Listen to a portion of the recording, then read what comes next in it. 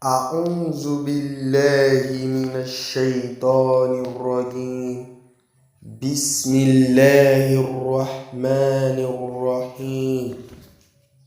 Louange à Allah, nous le glorifions, lui demandons d'aide et invoquons son pardon contre le mal de nos péchés. Celui qui fut guidé, personne ne peut l'égarer, et celui qui est égaré, personne ne peut le guider. Je témoigne qu'il n'y a point de divinité digne d'adoration sauf Allah, l'unique qui n'a point d'associé. Et je témoigne aussi que Muhammad est son serviteur et son messager. Que la bénédiction d'Allah soit sur lui, sa famille, ses compagnons et tous ceux qui le suivent sur le droit chemin jusqu'au jour dernier.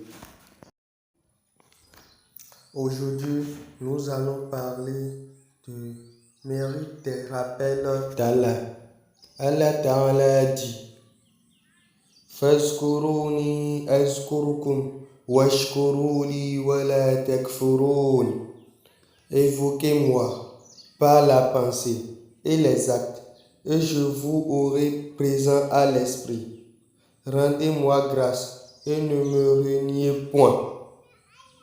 Allah Ta'ala dit encore: Ya ayyuhallazina amanu zkurullaha zikran kathira. Ô vous qui croyez, évoquez Allah d'une façon abondante. Allah Ta'ala dit encore: وَالذَّاكِرِينَ اللَّهَ كَثِيرًا وَالذَّاكِرَاتِ أَعَدَّ اللَّهُ لَهُمْ مَغْفِرَةً وَأَجْرًا عَظِيمًا. Ceux et celles qui ne cessent d'évoquer Allah en pensée et en parole, ceux-là, Allah leur a préparé une absolution et une récompense énorme.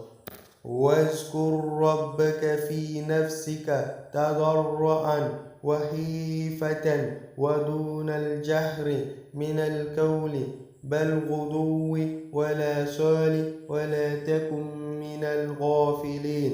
Et invoquer ton Seigneur en toi-même, en humilité et en crainte, à mi-voix, le matin et le soir, et ne sois pas du nombre des insouciants. Le prophète sallallahu alayhi wa sallam a dit: celui qui invoque Allah et celui qui ne l'invoque pas sont comparables aux vivants et aux morts.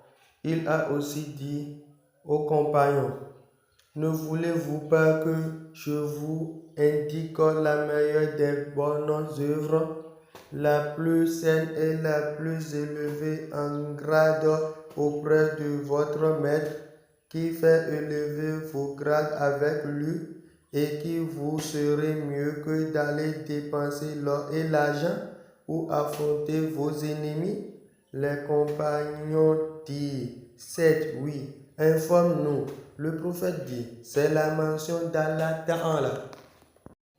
Le prophète sallallahu alayhi wa sallam dit: Allah Ta'ala a dit: certainement, je suis comme mon serviteur m'a présumé être. Je suis auprès de lui à chaque fois qu'il me mentionne. S'il me mentionne en lui-même, je le mentionnerai en moi-même. S'il me mentionne en public, je le mentionnerai dans un public meilleur encore. S'il s'approche de moi d'un empan, je me rapproche de lui d'une coudée. S'il se rapproche de moi d'une coudée, je me rapproche de lui d'une brasse. Et s'il vient à moi de petits pas, je m'avancerai vers lui à toute vitesse.